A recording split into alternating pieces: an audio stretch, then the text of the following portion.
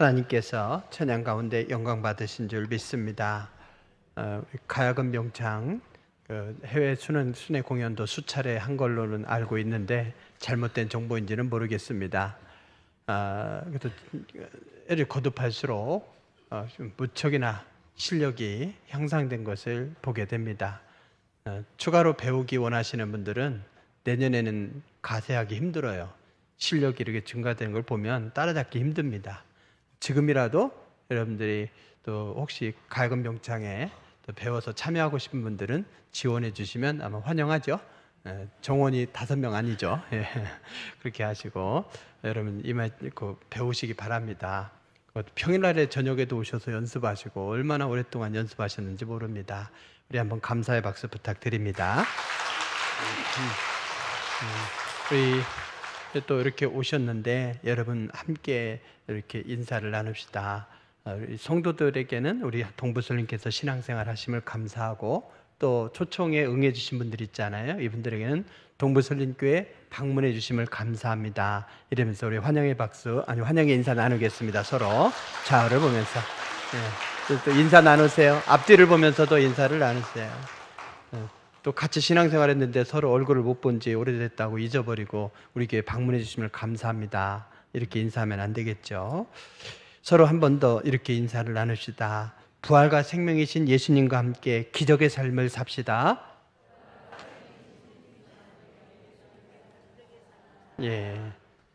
여러분 기적을 믿습니까? 우리가 지금 숨쉬고 있으면 이 기적이죠. 지구가 존재함, 여기 생명이 있음이 기적입니다. 그런데 정말 우리 예수님이 부활하셨다. 예수님이 나는 부활이요 생명이다 이렇게 살아계실 때 말씀하셨는데 이 말씀대로 부활하셨다는 사실을 여러분 믿으십니까? 기독교는 예수님의 부활을 믿고 우리의 부활을 소망하는 종교입니다. 예수님의 부활. 그거 믿어지지 않아요? 말도 안 돼요. 이럴 수 있어요. 심지어 교회 다니는 분들조차도 성경에 예수님이 부활하셨다고 하니까 그냥 받아들이는 거지 진짜 마음속으로 그것이 믿어진다. 이런 분이 몇 분이나 있습니까? 정말 믿어집니까? 근데요, 여러분 이런 말도 안 되네 이렇게 생각할 수 있지만 세상에는 믿을 수 없는 정말 불가사의한 일들이 많이 있어요. 한 섬이 있는데 이 섬에 뭐가 보이십니까? 뭐가 보여요? 분화구예요, 저게. 뭐 우주에서 저기 운석이 크게 떨어져 폭발한 자리 아닌가요? 분화구죠, 분화구. 근데 저는 조금 더 자세히 이렇게 들여다보니까 수백 개의 돌덩이가 보여요. 굉장히 큰 돌덩어리인데 섬이다 보니까 잘 안 보이죠? 근데 저는 저기에 수백 개의 돌덩어리들이 보여요. 보이십니까? 안 보여요? 보여요? 시력이 좋으시네요. 저게 어떤 섬이냐면 칠레가 있어요. 칠레. 칠레. 항상 다른 나라에 시비 걸죠. 칠레 이러면서. 시비 거는 나라. 저 나라로부터 태평양으로 3,700km를 날아가게 되면 거기 조그만 섬이 있어요. 저 모양의 섬입니다. 산티아고에서 3,700km나 가야 되는데 세상에 그렇게 멀리 떨어져 있는 저 섬이 칠레 땅이야. 부럽죠, 우리는. 저 섬은 얼마나 외로운지요. 동서남북으로 2,000km 이내에는 섬이 없어요. 저 섬이 유일합니다. 저 섬이 얼마나 크냐? 제주도의 10분의 1 정도 됩니다. 저 섬에 보면 뭔가 점들이 섬 주변을 따라서 있죠. 그게 돌덩어리들이에요. 저 섬을 누가 발견했냐? 원주민들이 살고는 있었지만 유럽인으로서는 최초로 1722년에 한 사람이 발견한 거예요. 저 섬의 이름이 뭐냐? 이스터 섬이에요. 이스터 섬. 이스터가 뭔 뜻이죠? 이스터. 외국에서 살던 분들은 당연히 아시겠지만 이스터는 부활주일이에요. 부활절. 하필이면 탐험을 하다가 저 섬을 발견한 날이 이스터데이예요. 부활주일이에요. 그래서 저 섬 이름을 부활주일이라고 해요. 부활주일. 부활절에 아기 나면은 아기 이름이 뭐예요? 예, 부활로 지으시기 바랍니다.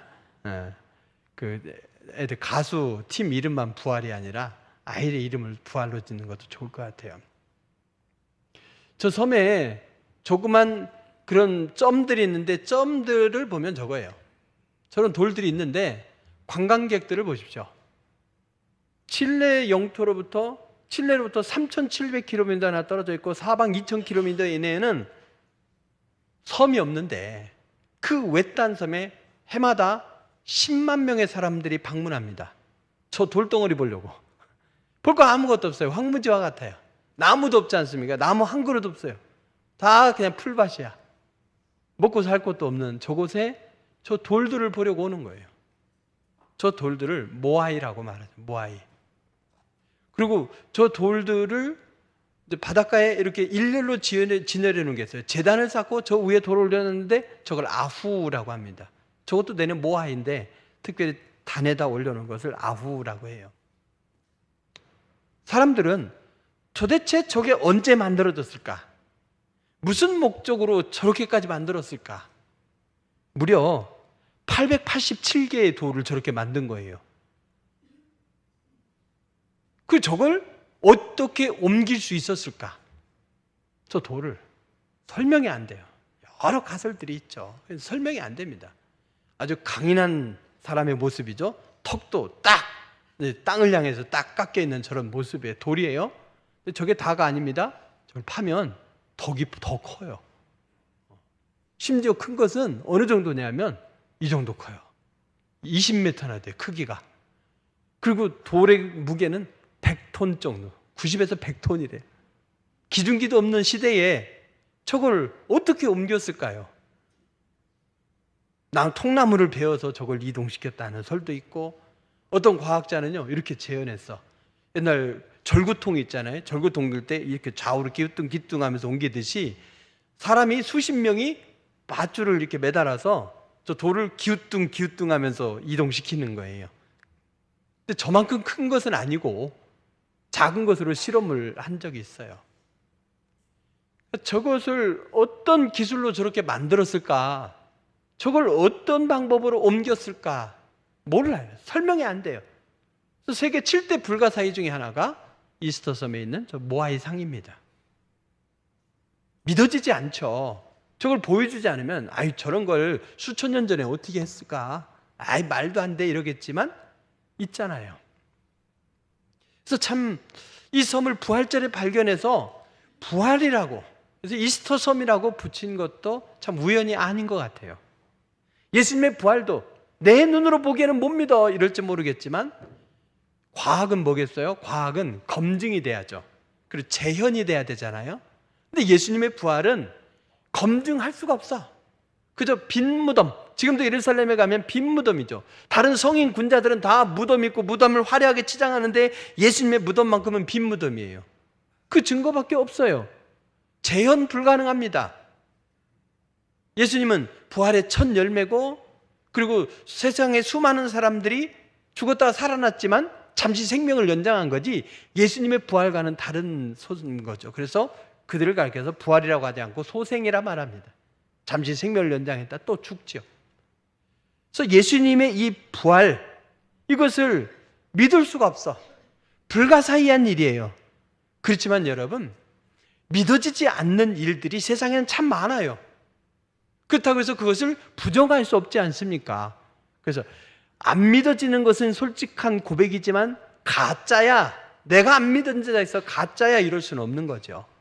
그리고 예수님의 부활을 받아들인 사람들의 인생이 달라졌습니다. 가장 가까이에서 예수님을 지켜봤던 제자들을 보십시오. 비겁하고 위축되고 두려움에 사로잡혔었는데 부활의 예수님을 만난 후에 그들이 달라졌어요. 주저앉았던 사람들이 일어났습니다. 낙심했던 사람들이 희망을 받았어요. 두려움에 사로잡혔던 사람들이 어떻게 됐습니까? 더 이상 두려워하지 않고 앞으로 전진해 나갔습니다. 순교도 두려워하지 않았습니다. 공동체로부터 직업을 잃고 쫓겨나는 것도 두려워하지 않았습니다. 예수 그리스도야말로 길이요 진리요 생명이다. 부활의 예수님을 만나고 그 예수님을 마음에 모셔드림으로 제자들의 인생이 달라진 거예요. 오늘 먼저 신앙생활하는 분들, 또 우리 믿음의 선배들, 2000년 동안 이 신앙에 내려오면서 예수님을 만나고 예수님과 함께 살았던 많은 선배들이 예수님의 부활을 마음에 믿고 달라졌어요. 달라졌어요. 여러분, 낙심했습니까? 두려움이 있습니까? 세상이 겁나고 사람들이 실증이 납니까? 문을 걸어 잠그고 싶은 그런 상처와 좌절 속에 살아가고 있습니까? 부활과 생명이신 예수님을 오늘 이 기회에 마음속에 모셔드리시기 바랍니다. 제자들처럼 달라져요.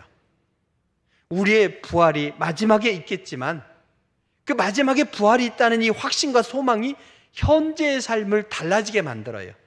그래서 예수님이 나는 부활이요 생명이다 이렇게 말씀하셨는데, 이 말씀은 예수님을 지금 모셔드리면 너의 삶이 지금부터 달라진다, 수준 높은 삶이 되고 승리의 삶이 된다, 이것을 오늘 가르쳐 주시는 거예요. 모아이상이 도대체 어떻게 생겼는지 믿을 수 있는 학설이 없어도, 그래서 그 어느 것이 사실인지 몰라도 모아이상이 존재하죠. 예수님의 부활이 내가 믿어지든 믿어지지 않든 간에 성경은 부활했다 말하고, 부활의 사실을 받아들이는 제자들이, 또 믿음의 선배들이 달라진 삶을 경험하고 있으니, 여러분, 안 믿고 손해보는 것보다는 그래, 안 믿어지지만 내가 한번 믿어보자, 이 마음을 가지고 예수님을 모셔서 손해볼 거 없어요. 그 인생이 달라집니다. 또 하나의 사진을 보여드립니다. 자, 이게 무슨 꽃이죠? 예? 다알리아. 예. 역시 꽃에 대해서 전문가이시라 달라요. 듣도 보도 못한 꽃을 다 알고 계신 다알리아. 이 다알리아가 뭐 멕시코로부터 왔다 뭐 이런 얘기 합니다. 근데 여러 기원설이 있지만 뭐 멕시코 땅에도 있고 여러 곳에 있었겠죠. 근데 영국 땅에 이 다알리아가 없었답니다.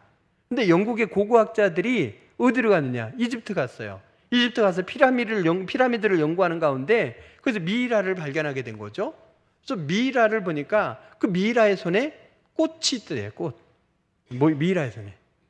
근데 그게 공기와 만나는 순간 꽃이 다 흐트러져 버린 거예요. 그 씨만 남아있더랍니다. 도대체 그때 그 씨 아니에요? 네, 그 씨 아니에요? 이런 영국에서 보지 못한 씨가 있는 거죠. 그래서 이 씨가 뭘까 하고 혹시나 해서 영국으로 돌아가서 그것을 심었더니 싹이 나고 그래서 자라서 꽃이 피더라는 거예요. 꽃이 3000년이나 된 씨앗이 일정 조건이 갖춰지니까 싹이 나서 꽃을 피운 거예요. 그동안 영국에서 보지 못했던 새로운 꽃인 거죠. 그래서 이 꽃을 스웨덴의 저명한 식물학자 이름을 따서 다알리아 이렇게 불렀어요. 이름을 그렇게 불러줬어요. 세상에 다알리아는 한 2000종 이상이 된답니다. 아주 예쁜 다양한 꽃, 홑꽃으로 되어 있고 또 겹꽃으로 되어 있고 다양한 종류의 꽃들이 있습니다. 이 다알리아, 생명이 뭔지를 우리에게 알려줘요. 씨앗이 있어. 근데 그 씨앗이 수천 년이 지났어. 그럼에도 불구하고 그 속에 생명이 있으니까 일정 조건이 되니 다시 살아나는 생명의 역사가 있는 것이죠. 여러분, 이런 사실을 알고 다알리아를 감상하면 더 소중하고 예쁘지 않습니까? 다알리아를 볼 때마다 생명력을 느끼시기 바랍니다. 3000년 세월 동안 이 꽃씨 속에 생명이 간직되어 있었어요. 그리고 그 죽지 않고 살아있다가 조건이 되매 아름다운 꽃을 피우니 저거야말로 부활과 생명의 상징이 되겠죠. 지금은 삶이 힘들고 지금은 죽은 것처럼 소망이 없어 보여도 예수님을 내 마음에 모시고 있으면, 예수님을 모셨는데도 별로 반응이 없는 것 같네, 변화가 없는 것 같네, 그럴지라도 이미 내 안에 예수 생명이 들어와 있기 때문에 때가 되매 그 생명이 놀랍게 힘을 발휘하게 됩니다. 우리의 인생이 달라집니다. 다알리아처럼 언젠가 확실하고 아름답게 꽃피게 될 그날이 올 것입니다. 바로 이게 예수님을 믿고 예수님의 부활을 믿는 그 부활신앙의 힘이요 능력이라 하겠습니다. 오늘 말씀은요 바로 그걸 보여주는 사건이에요. 오늘 말씀의 뒤에 보면 나사로라고 하는 이 사람이 손발을 배로 동인 채로 무덤에서 나오는 장면이 나와요.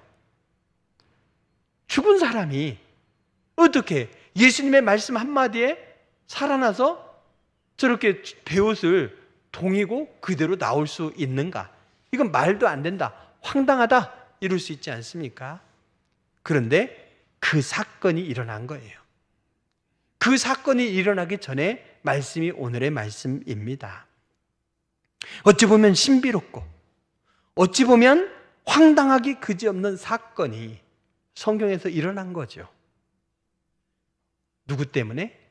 예수님 때문에 일어난 거예요. 새 생명을 얻는 사건이 일어났죠. 여러분, 베단이라는 동네가 있어요. 베단이는 어떤 곳이냐? 여리고는 지도에서 보면 골짜기죠. 그리고 예루살렘은 산 꼭대기에 있어요. 그래서 여리고에서 예루살렘으로 가려면 한참 고개 산 넘고 물 건너 험한 길을 가야 됩니다. 꼭 그러면서 올라가면서 꼭 거쳐야 되는 곳이 베단이라는 곳이에요. 이 베단이에 마리아와 또 마르다 그리고 나사로 세 남매가 살고 있었습니다. 부모에 대한 이야기는 없어요. 어려서 어떻게 부모님을 잃었는지는 모르겠지만 셋이 서로 의지하며 살았고, 예수님도 예루살렘을 방문할 때면 꼭 이곳에 들러서 그곳에서 머물고 교제 시간도 갖고 그랬어요. 그렇게 예수님은 이 자매 남매들과 친하게 지내셨는데, 정말 예수님이 꼭 필요할 때 예수님이 이 자리에 안 계시네요. 그래서 마리아와 마르다가 여리고의 북쪽에 펠라라고 하는 곳이 있는데 그곳에 잠시 도피해 계신 예수님께 사람을 보내서 요구합니다.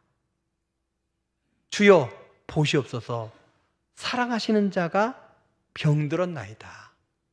죽게 되었다는 거죠. 빨리 오셔서 좀 도와주세요. 결국 베다니에서 펠라까지 가는 길이 결코 가까운 길이 아니에요. 가는데도 이틀, 오는데도 이틀 막 이렇게 걸리는 거죠. 그래도 열심히 가서 소식을 전했는데 바로 달려올 생각을 안 하고 이틀을 지체했어요. 나사로를 정말 사랑하시는 예수님 맞는가 싶겠죠. 때로 예수님이 이해가 안 되고 때로 하나님이 이해가 안 될 수도 있지만 하나님의 계획, 예수님의 계획은 우리의 생각과 달라요. 그래서 믿고 기다려봐야 됩니다. 이틀이 지났을 때 예수님께서 가자, 나사렛으로 가자 이랬어요. 제자들이 만류합니다. 바로 얼마 전에도 유대인들이 위협해서 여기까지 도망쳐 왔는데 거기가 위험해요. 그래도 가자. 이러니까 도마가 이렇게 얘기합니다. 우리도 주와 함께 죽으러 가자. 단지 사랑하는 친구를 보러 가는 것이 아니라, 살리러 가는 것이 아니라 목숨을 걸고 가야 되는 거예요. 또 예수님께서 기꺼이 그 길을 택하신 거죠. 예수님께서 오셨을 때 어땠을까요? 나사로는 이미 어떻게 됐느냐? 무덤에 있은지 나으리라 그랬어요. 무덤에 있은지 나으리라. 우리나라 같으면 돌아가시고 사흘 동안 장례식을 치르고 사흘 후에 이렇게 장례를 치르지 않습니까? 빈소를 마련해서 손님을 맞이하고. 그러니까 무덤에 있은지 나으리면 이미 7일이 지났다 이런 말이 되겠지만 유대인들은 아니에요. 돌아가시면 바로 그날 장례식을 치릅니다. 그 이유는 아무래도 급속하게 시신이 부패하다 보니 빨리 묻어야 되는 거죠. 그리고 또 흙에서 왔으니 흙으로 돌아갈지라 이랬어요. 흙으로 돌아가기를 싫어하면 뭐예요? 하나님의 창조 섭리를 어기고 하나님께로 가기를 싫어하는 것 같은 느낌 아니에요. 그러니까 빨리 흙으로 돌아가는 것이 하나님께로 돌아가는 거다, 이런 믿음이 있고, 또 이 가나안 땅은 하나님이 주신 약속의 땅, 거룩한 땅 아닙니까? 이 땅이 시신에 의해 오염되지 않아야 된다, 땅을 보호해야 된다, 이런 생각도 있어요. 그래서 당일날 장례식을 치른 거죠. 그러니까 무덤에 있은지 나으리라, 그 말은 이미 나사로가 죽은 지 나흘이 되었다는 말이에요. 죽은 지 나흘이 되었다, 그 말은 뭐겠습니까?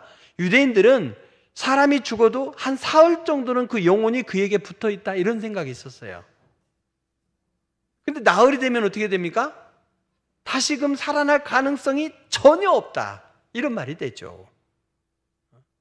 뭐 옛날에 우리나라도 보면 장례식을 치르러 관이 나가는 중에 살아났다, 그런 이야기도 있지 않습니까? 근데 나흘이 됐다면은 살아날 가능성이 전혀 없어. 근데 성경은 그 죽은 나사로가 살아났다 하는 단순히 그 기적을 보여주려는 것이 아니라 예수님의 부활과 예수님을 믿는 자들의 마지막 죽은 자들의 부활, 이것을 보여주고자 하는 표징이라는 거예요, 표징. 그래서 우리는 여기서 죽은 나사로가 살아난 기적만 볼 것이 아니라 예수님이 어떻게 부활하실 것인지, 그리고 그 부활을 믿는 사람들이 어떻게 달라질 것인지, 그리고 일상에서 우리는 어떻게 살 것인지를 이 말씀에서 배워야 돼요.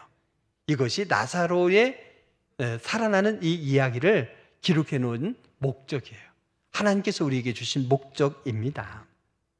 그러면 이 말씀에서 우리가 먼저 살펴봐야 될 건 뭐냐? 마리아와 마르다가 사람을 보냈죠.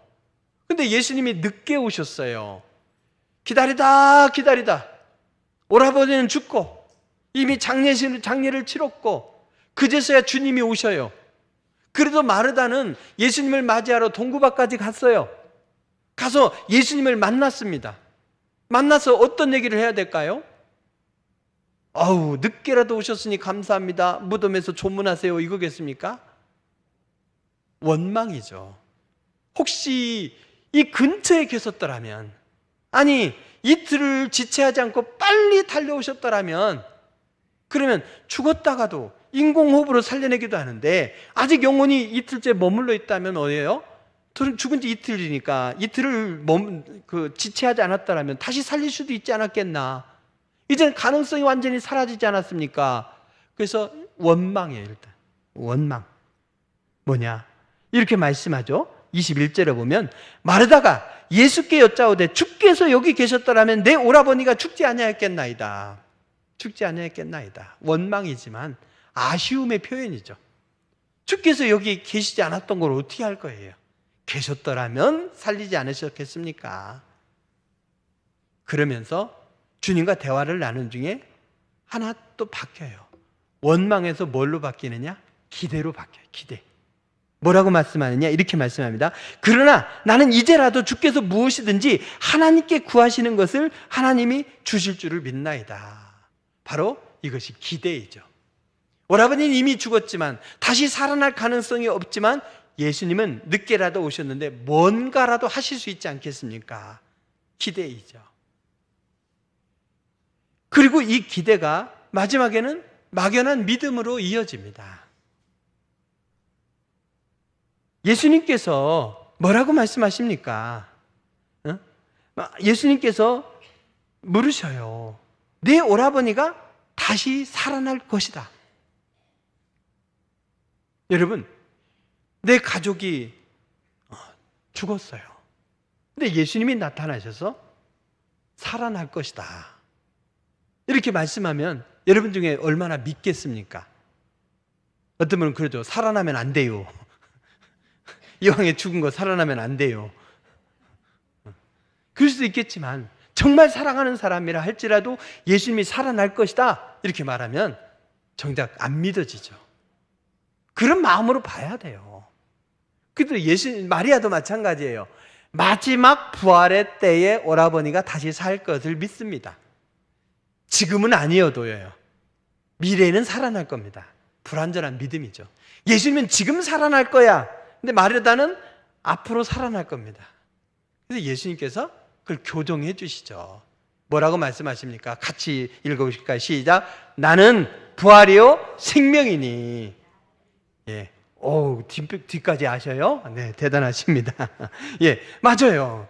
나는 부활이요 생명이니 나를 믿는 자는 죽어도 살겠고 무릇 살아서 나를 믿는 자는 영원히 죽지 아니하리니 이것을 네가 믿느냐? 믿음을 물으십니다. 마르다가 뭐라고 대답합니까? 시작. 주여 그러하에다. 주는 그리스도시요 세상에 오시는 하나님의 아들이신 줄을 내가 믿나이다. 아멘. 공간복음서에는 베드로의 고백을 강조했지만 요한복음에서는 이 당시 여인들은 차별이 심했잖아요. 근데 베드로의 고백을 빼고 여기 마르다의 고백을 넣었어요. 그만큼 이 마르다의 고백이 위대한 고백이라는 거예요. 이 고백이 처음부터 있었습니까? 아니죠. 처음에는 원망했죠. 그러다가 뭔가 하실 거야 기대했죠. 그러다가 앞으로 일어날 거야 하면서 불완전하마 믿음이 있었죠. 그 믿음이 확실한 신앙 고백으로 이어진 거예요. 믿음은 어디서 난다고 했습니까? 들음에서 난다고 했잖아요. 여러분, 이미 신앙생활을 하시면서 신앙의 회의가 될 때가 있어요. 그런 때도 여러분 어쨌든 예배에 참여해야 돼. 말씀을 들어야 돼. 그래야 달라집니다. 그냥 에이 하고 떠나버리면 믿음이 생길 수가 없어요. 첫 한 바퀴가 들끓는 세상에서 아예 죽어가는 거죠. 오늘 이제 초청받은 여러분들도 오늘 설교 말씀을 들을 때에 여기서부터 여러분의 인생이 달라질 것이라 이렇게 확신하시기 바랍니다. 마르다가 원망이 섞여 있죠. 오라버니까지 죽었으니 청천벽력이죠. 소망이 없죠. 자매가 이렇게 어떻게 살아갑니까? 오늘같이 여성들이 직장에서 일하고 오히려 여성들이 뭐 판검사도 합격자가 많아요. 또 사관학교도 보니까 여성들이 더 합격을 많이 해요. 그런 시대와 여성들이 정당한 직업을 갖기 어려운 과거는 다르죠. 자매끼리 어떻게 살 건가 막막한 이때지만 그러나 예수님을 만남으로 그 인생이 달라졌어요. 믿나이다. 이 믿음이 결국에는 어떻게 되었습니까? 이 믿음이 나사로의 부활로 이어진 거예요. 나사로가 다시 살아났습니다. 그 가정에 소망의 빛이 일었어요. 예수님을 믿는다. 부활하신 예수님을 믿습니다. 하며 고백한 순간 그 절망의 가정이 소망의 가정이 되었고 슬픔이 변하여 기쁨이 되지 않았습니까? 예수님을 모시면 달라지는 거예요. 예수님은 어떤 분이십니까? 예수님이 말씀하셨죠? 나는 부활이라 라고요. 나는 부활이다. 예수님은 말씀으로 증명해 주셨어요. 뭐라고 말씀하셨느냐? 너희가 이 성전을 올라 내가 사흘 동안에 다시 일으키리라. 내가 죽지만 내가 다시 살아날 거야. 말씀으로 약속해 주시는 거죠. 그러면서 살아계실 때에 여기 나사로를 살리셨고 나인성 과부의 아들을 살리셨고 또 야이로의 딸을 살리셨어요. 그들의 삶은 영원한 부활은 아니죠. 생명을 잠시 연장한 거지만 너희가 눈앞에서 죽었다가 살아나는 걸 보지 내가 부활할 거야. 죽은 자를 살리심으로 약속을 해주셨고 약속대로 예수님은 십자가에 달려 죽으셨지만 부활하셨습니다. 그리고 그 부활을 믿는 자마다 인생이 달라졌어요. 생명을 누리게 되었습니다. 나는 생명이다. 무릇 나를 살아서 나를 믿는 자는 영원히 죽지 않는다. 이렇게 말씀해 주셨습니다. 우리의 육신은 잠깐 우리가 그 생명을 잃을지라도 우리의 영혼은 살아서 영원히 주님과 함께 기뻐하시다는 것이고 우리의 미래, 죽음 이후의 미래에 대해서 우리가 보장이 되면 현재도 담대하게 살 수 있는 거죠. 그래서 예수님의 부활, 예수님의 생명은 현재 나의 삶에 대한 약속인 거예요. 예수 그리스도 안에 있는 사람들에게는 죽지 아니하는 영원한 생명의 씨앗이 있어요. 그래서 달리아 씨앗이 3000년이 지난 후에도 그 씨앗이 생명을 발한 것처럼 우리 안에 예수 생명의 씨앗이 살아나서 우리는 영원한 생명을 누리게 될 것을 여러분 믿으시기 바랍니다. 이 사실을 안다면 어떠한 시련에도 우리는 꺾이지 않아요. 낙심하지 않아요. 두려움과 염려에 사로잡히지 않습니다. 오히려 하나님이 이 문제를 어떻게 해결해 주실지 기대가 돼요. 그것을 해결해 주셨을 때는 내가 기대한 것보다 놀랍게 해결된 것을 보면서 감사하게 돼요. 우리 고난이 두렵지 않고 원망으로 가지 않을 수가 있어요. 오히려 그 고난을 즐겨. 파도를 두려워하는 사람이 있는가 하면 야 파도다 서핑하자. 그걸 즐기는 사람이 있듯이 고난을 두려워하는 사람이 있는가 하면 고난 속에서 하나님이 어떻게 일하실지를 기대하고 역시 하나님이 나를 사랑하셔 그것을 경험할 기회로 삼는 사람이 있어요. 여러분은 어떻게 사시겠습니까? 살아가면서 어차피 우리에게 고난이 닥쳐올지라도 믿는 자나 믿지 않는 자나 똑같네가 아니라 오히려 그것을 넘어서서 그걸 즐기고 하나님의 일하심을 경험하는 기회로 삼는 여러분 되시기 바랍니다. 결론을 말씀드립니다. 그 생명이며 부활로 존재하시는 하나님이 당신을 믿는 믿음의 사람들에게 오늘 던지시는 질문이 있습니다. 마르다에게 하신 질문이죠. 내가 이것을 믿느냐? 내가 이것을 믿느냐? 믿어야 되는 거예요. 부활과 생명이신 예수님을 믿으라고 초청하는 거죠.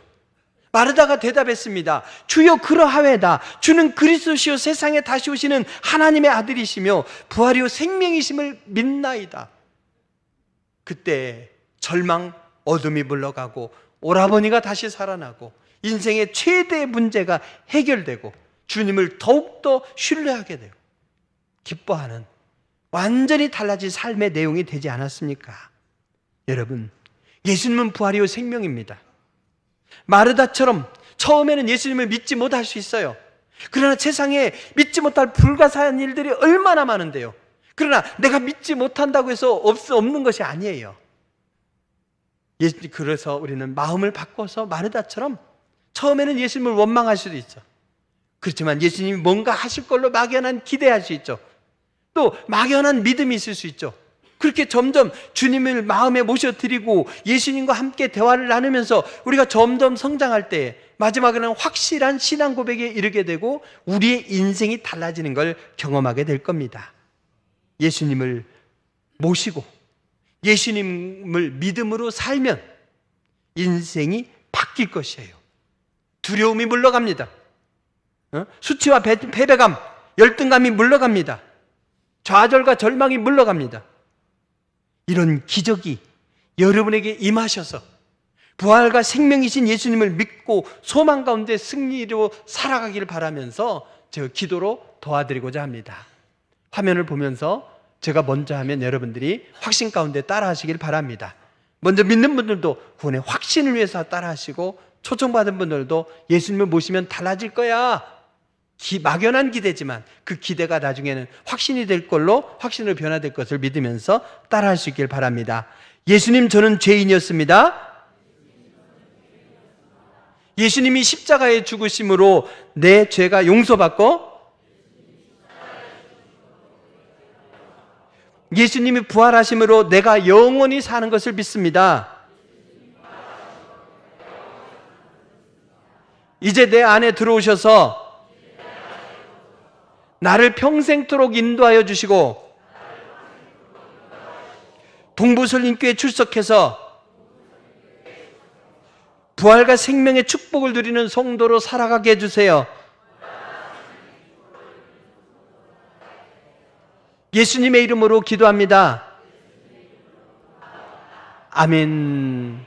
우리가 기도하면서 예수님께 죄를 고백하고 예수님께 죄를 용서받고 예수님을 마음에 초청하셨으므로 예수님이 여러분의 마음에 들어오셨음을 믿으시기 바랍니다.